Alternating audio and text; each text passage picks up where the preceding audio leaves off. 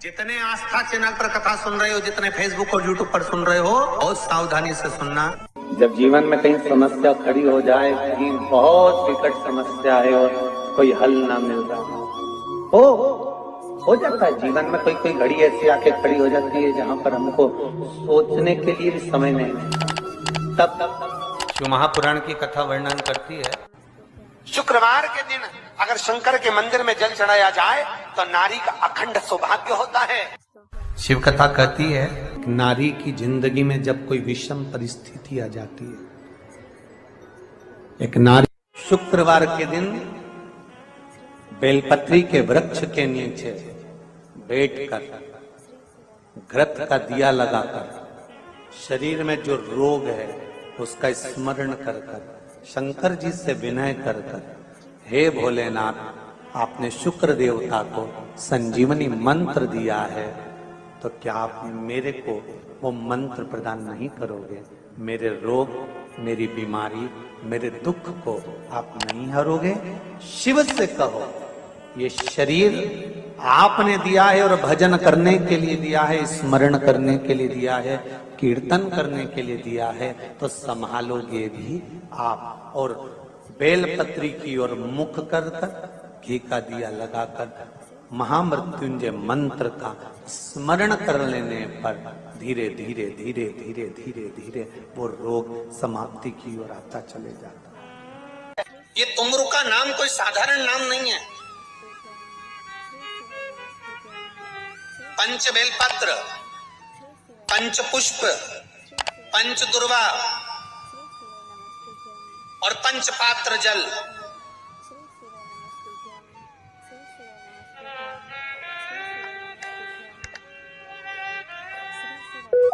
पांच पुष्प, पांच बेलपत्र, पांच दुर्वा और पांच पात्र, मतलब 5 लोटा जम के बोलो जल। ये कोई साधारण नहीं। पंच बेलपत्र के साथ, पंच पुष्प के साथ, पंच दुर्वा के साथ, पंच पात्र जल के साथ, ये सहजता नहीं है। बहुत ध्यान दीजिएगा। बहुत जिन जिन बच्चों के विवाह में देरी हो रही हो, बेटा बेटी के विवाह में देरी हो रही हो, या सफेद आंकड़े की जड़ तुमरुका जी के नाम से बांधने के बाद भी गर्भ नहीं ठहर रहा, तो ये नंदीश्वर शिव महापुराण की कथा खगड़िया में जो चल रही है बिहार में, इसके आज शुरू के दिन की कथा का स्मरण करिएगा। 5 बेलपत्र, 5 दुर्वा, 5 पुष्प और 5 लोटा जल।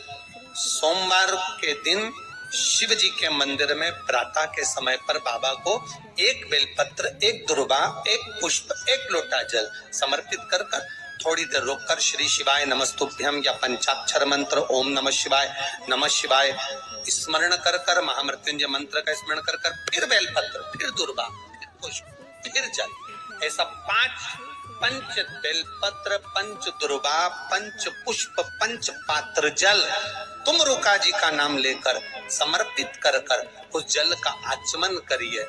5 सोमवार या 7 सोमवार करिए, बाबा गर्भ अवश्य ठहराएगा और संतान अवश्य हो। तुमरुका जी के नाम का स्मरण ही जीव का आनंद दे जाता है। बोल तुमरुकेश्वर महादेव की, नंदीश्वर महादेव की। शिवाय नमस्तुभ्यम। एक प्रश्न आपके भीतर, शिव महापुराण की कथा कहती है, विदेश्वर संहिता कहती है कि 1 लोटा जल जब हम महादेव को चढ़ाते हैं, शिव जी को समर्पित करते हैं, तो उसमें से 1 अंश पितरों के पास चले गया, 1 अंश पूर्वजों के पास चले गया, 1 अंश वास्तु शास्त्र के वास्तु के देवता के पास चले गया, 1 अंश नारायण के पास चले गया, 1 अंश ब्रह्मा जी के पास चले गया, 1 अंश इंद्र के पास चले गया। विदेश्वर संहिता कहती है कि शंकर जी पर समर्पित जल के 33 कोटि देवी देवताओं के हिस्से हो जाते हैं केवल 1 लोटे जल में से, 1 लोटा जल में से। 33 कोटि देवताओं के हिस्से हो जाते हैं 1 लोटा जल में से। अब आपसे प्रश्न यह है, जब से शिव महापुराण की कथा टीवी पर चालू हुई, जब से शिव महापुराण की कथा भारत के लोगों ने, विश्व के लोगों ने सुनना प्रारंभ करा, जब से शिव महापुराण की कथा लोग श्रवण करना प्रारंभ करे, सुनना प्रारंभ करे, तब से आज तक और उसके पहले का समय निकाल कर देखना। पहले जब आप किसी को पत्रिका दिखाते थे, हाथ दिखाते थे, तो लोग कहते थे कि पितृदोष है। बोलते थे कि नहीं बोलते थे? लोग कहते थे वास्तु दोष है, लोग कहते थे काल सर्प दोष है, इसका पूजन कराओ, पितृदोष का पूजन कराओ, काल सर्प दोष का पूजन कराओ, वास्तु दोष को सही कराओ। जब से शंकर को तुमने एक लोटा जल चढ़ाना प्रारंभ करा और दुनिया के लोगों ने शिव को मानना प्रारंभ करा, उसके बाद तुमने बहुत कम मात्रा में सुना होगा कि कोई कहता होगा कि पितृदोष है, कि वास्तु दोष है, कि काल सर्प दोष है। क्योंकि सारी समस्या का हल एक लोटा जल। जब हम शिव जी को जल चढ़ाते हैं तो हमारा पितृदोष, हमारा वास्तु दोष, हमारा काल सर्प दोष, ये सब शिव मंदिर में चढ़ी हुई बेलपत्र आप अगर उठाकर ला रहे हो, निर्माल्य उठाकर ला रहे हो, तो शंकर भगवान से बेलपत्र लाते समय आपको उठाने से पहले शिव जी के सामने हाथ जोड़कर, हाथ पसार कर कहना पड़ेगा, बाबा मुझे ये रोग है, इस रोग के लिए मुझे औषधि के रूप में पात्र में जल और दूध ले लीजिए।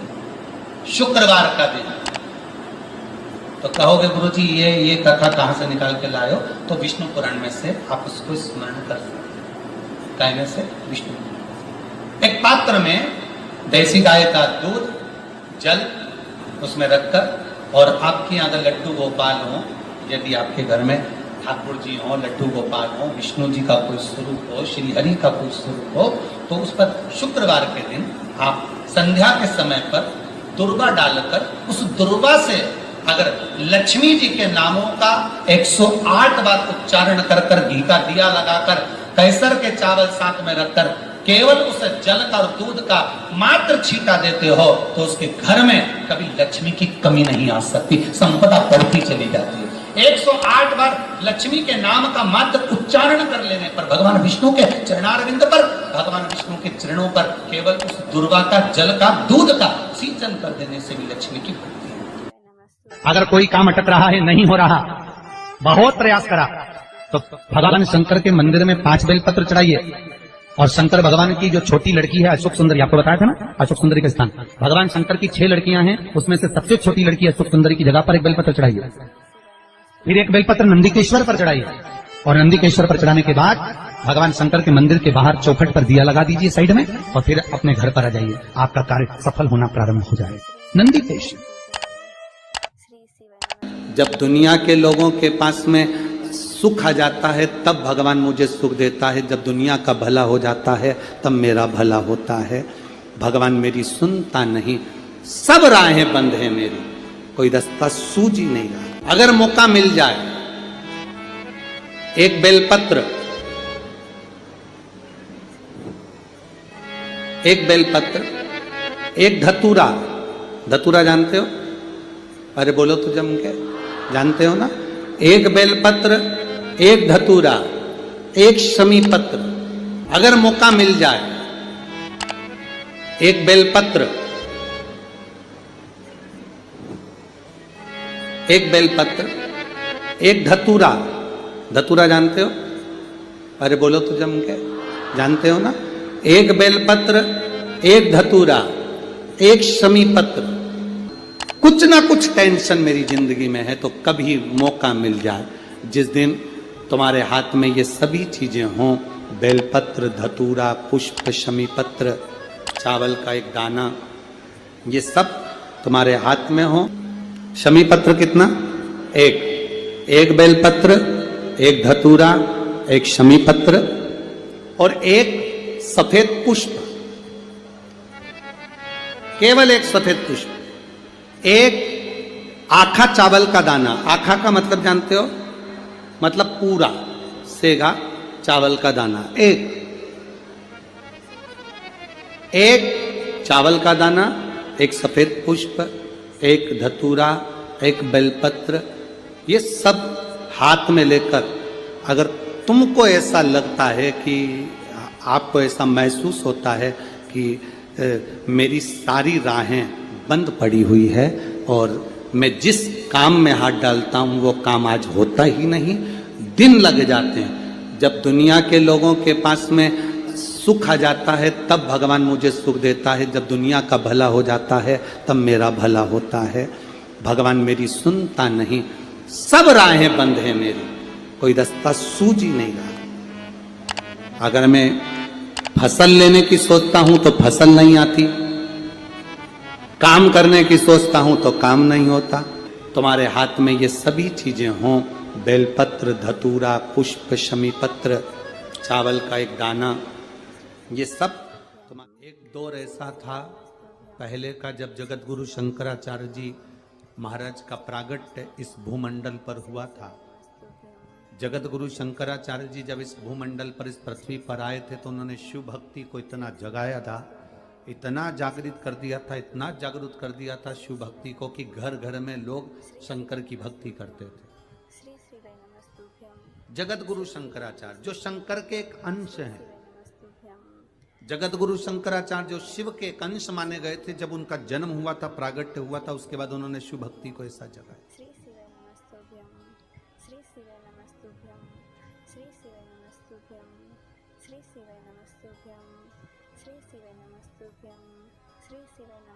और जगत गुरु शंकराचार्य ने उस समय पर भगवान शंकर की भक्ति को घर घर तक पहुंचाया था। ऐसा कोई नगर नहीं, ऐसा कोई गांव नहीं, ऐसा कोई शहर नहीं, ऐसा कोई महल नहीं जिसमें शंकर का शिवलिंग नहीं था और शंकर की भक्ति नहीं थी। सब शिव की भक्ति करते।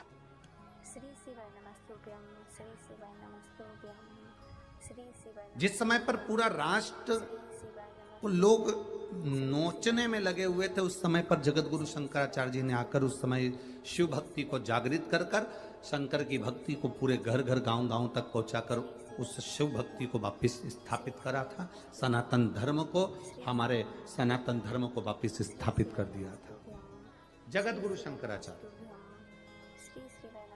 और जगत गुरु शंकराचार्य जी के